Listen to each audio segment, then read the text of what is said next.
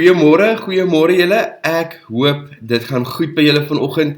Dit is 'n vars nuwe week vanoggend. Koos, lekker om vir jou te sien. Veronica, ek sien julle was 'n bietjie in die Kaap gewees. Lekker om vir julle ook vanoggend te sien. Michelle, welkom daar uit die Kaap uit. Jeffrey, Ermelo, as ek reg onthou. Herinner my gou weer van waar af jy is, weer Jeffrey, maar ek vermoed Ermelo. Cathy, lekker om vir julle te sien. Wilma daar uit die Kaap uit. Wonderlik om saam met julle te kuier vanoggend. Wat 'n voorreg. En die wat almal in is, wat nie op die kommentaar is, lekker om vir julle te sien. Liana van George af sien vir julle. Jolandi, lekker om vir julle te sien. Welkom vanoggend. Ek weet nie van julle nie, maar dit is 'n heerlike koue oggend hier in Knysna. Maar nietemin, ons het heerlik geslaap. Ek hoop julle het ook lekker geslaap. Sandra, welkom, lekker om vir julle ook te sien.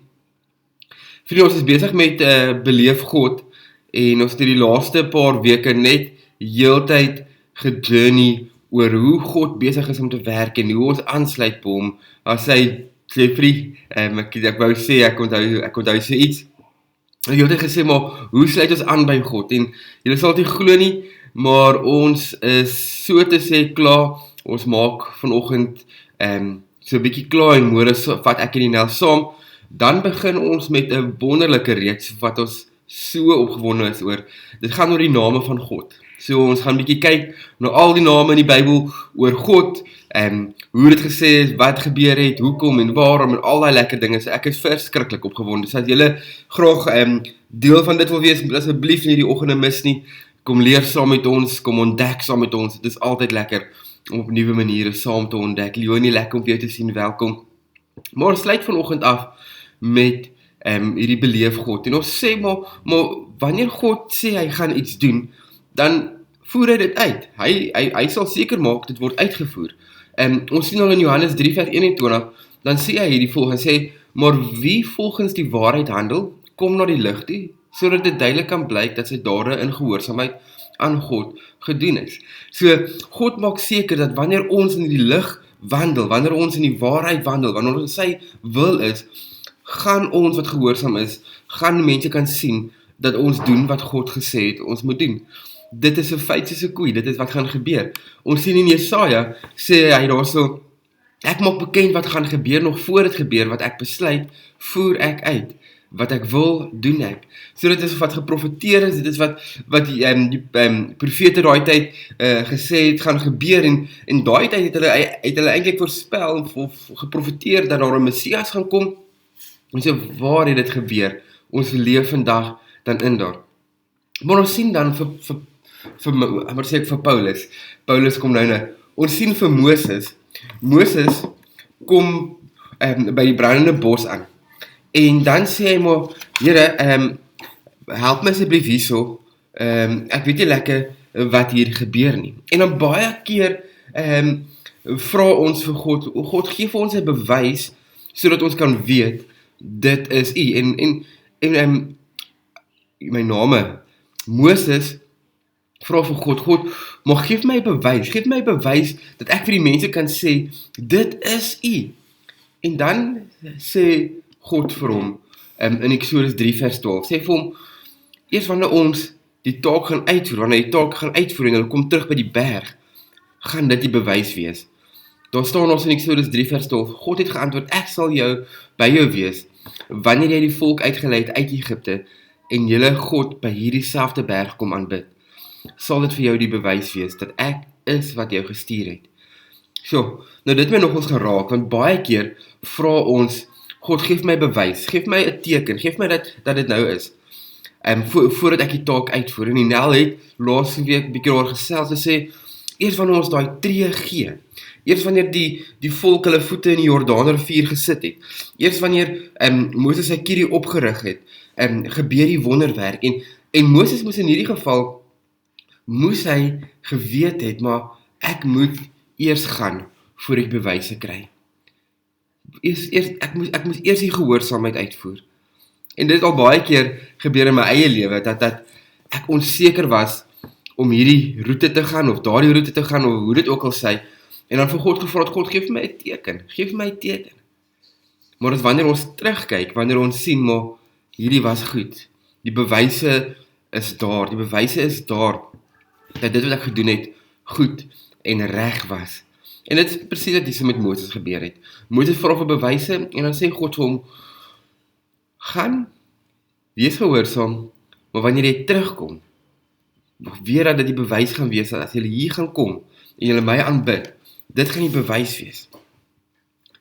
Sien maar, wat doen ons met oop en toe deure? Ons het al so 'n bietjie daar gepraat oor oop en toe deure. Hoe werk dit? Hoe werk dit as ons voel ons is geroep vir iets en is asof daar net soveel teenkanting is. Daar's net soveel goed wat gebeur. Is asof jy moet beklei om hierdie uit te voer. Dit kom nie net natuurlik nie. Jy sien in Paulus se geval en hier kom Paulus in, het dit so met hom gebeur. Ons lees in Handelinge 16 vers 6 tot 10. Hulle het daarna die streke van Frigië en na Galasië gereis, omdat hulle deur die Heilige Gees verhinder is, om die woord op daardie stadium in die provinsie Asie te verkondig. As julle hoor, daar's bietjie, dis nie lekker nie, dis 'n toedeur, as mens dit so kan noem. Toe hulle naby Missie kom, het hulle Bitinie toe probeer gaan, maar die Gees van Jesus het hulle nie toegelaat nie. Hulle het toe deur Missie gereis na Troas toe. En daar het Paulus in die nag 'n visioen gehad. Hy het 'n Macedoniese man gesien, wat hom staan en smeek, kom oor na Macedonië toe, en help ons. Nadat Paulus die visioen gesien het, het ons onmiddellik Macedonië toe vertrek, omdat ons tot die oortuiging gekom het, dat God ons geroep het, om die evangelie daar te verkondig. Vriende, dit is altyd belangrik, dat wanneer ons in ons roeping beweeg, heeltyd sal teruggaan na ons roeping toe. Waarvoor is ons geroep? Wat moet ons doen? Hoekom doen ons wat ons doen? En in Paulus se geval, moes hy by Troas weer gaan ondersoek instel oor hoekom hy doen wat hy doen. Paulus was op Damaskus se pad geroep om die heidene te gaan oortuig of te gaan red. Hy moes die goeie nuus aan die heidene gaan verkondig het. Dit was 'n roeping wat God op sy hart gedruk het. En iewers moes hy net weer herinner word daaraan dat dit is wat hy moes gedoen het. En Macedonië was die plek waar die heidene die goeie nuus moes gehoor het. En so het dit gebeur dat hulle daarheen moes gaan. Vriende, ek moet vanoggend mekaar ook sê dat dinge partykeer stadiger gaan as wat ons gehoop het dit sal gaan nie. Partykeer dink ons 'n ding moet so vinnig gebeur, dit moet so 'n kits oplossing wees. Dit moet nou gebeur as ek nou opstaan. Maar onthou dat ons 'n God aanbid wat in verhouding werk. Dat hy met ons werk en stukkie vir stukkie homself openbaar aan ons. Dat ons stukkie vir stukkie intiem met hom verkeer. Sien, Jesus het saam met sy disippels vir 3 jaar lank gejourney.